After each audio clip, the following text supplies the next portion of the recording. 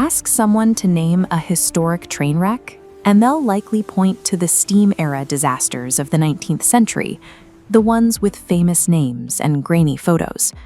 But the deadliest train disaster ever recorded didn't happen in the distant past. It happened in our lifetime. It took the lives of nearly 2,000 people, yet it has almost no footprint in global memory. The train was the Sumatra Devi, the Queen of the Sea. On December 26, 2004, it was making its usual run along the coast of Tamil Nadu, South India, packed with families returning from the Christmas holiday. A tragedy of this magnitude usually anchors national identity for a generation, but the Queen of the Sea was lost to history because it was nested inside a catastrophe that spanned 3 continents. The compartments were bustling. Sleeping children were leaned against windows, and vendors were moving through the cars selling tea to passengers looking forward to the end of their journey. The route was scenic, following the curve of the shoreline so closely that passengers could see the surf from their seats. But 1,600 kilometers away, the ocean floor had just torn open.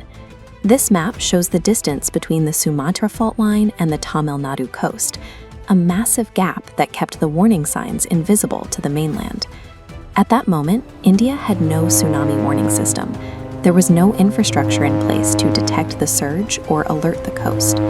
Without that alert, the 90 minutes it took for the water to cross the ocean didn't provide a chance to escape. It only ensured that the train would be exactly where the tracks met the tide. The water arrived at highway speeds. There was no receding tide or warning roar, just a sudden, massive surge that moved inland with enough force to overwhelm the entire coastal infrastructure. When that wall of water hit the tracks, the kinetic energy was so high, it didn't just flood the train. It physically lifted the carriages off the rails and tossed them into the trees. Nearly 2,000 people who had boarded that morning were killed in a single moment. It remains the highest death toll ever recorded for a single train event. But as the wreckage of the Sumatra Devi settled, the same level of destruction was being repeated across every village and port on the coastline. This was the birth of a macro disaster. The specific, localized trauma of the train was immediately overshadowed by a planetary event that demanded the world's full attention. Across India, the tsunami claimed over 12,000 lives as fishing communities were pulled into the sea. The displacement was staggering. 2.79 million lost their livelihoods, and 200,000 homes were reduced to rubble. In the Nicobar Islands, waves reached 15 meters, as high as a 4-story building, striking with a force that made the landscape unrecognizable. When you place the 2,000 deaths from the Sumatra Devi into a pie chart of the total regional loss, the train disaster looks like a statistical outlier. It is a record-breaking tragedy that becomes a footnote when compared to the aggregate.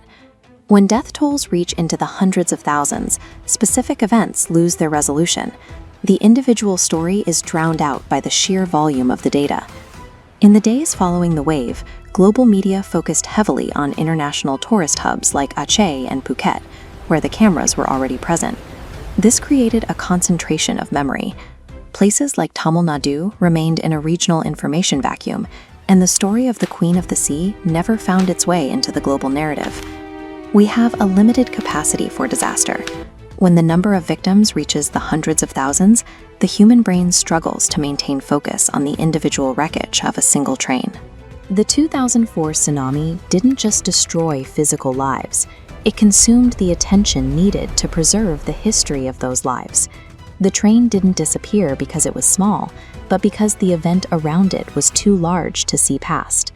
Today, the coastal line is peaceful. New trains run the same route, passing through sunlit palm groves where the water once reached the treetops.